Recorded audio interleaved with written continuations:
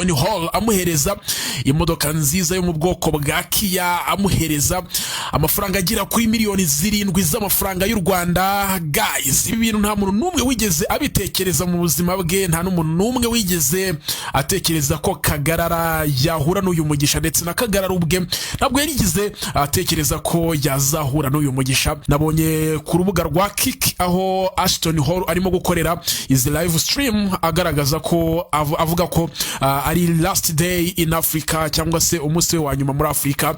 Maybe rero ko bagiye gutandukana, cyangwa se bya bindi byo kujya muri Miami nabyo bishobora kutazabaho bitewe nuko bisa nkaho uyu musore yagize akandi kazi wenda kihutirwa, sinzi, ariko tuzagenda tubimenya niba bajyana muri Miami cyangwa se niba Kagarara asigara hangaha. Ariko ibintu kabisa Kagarara akorewe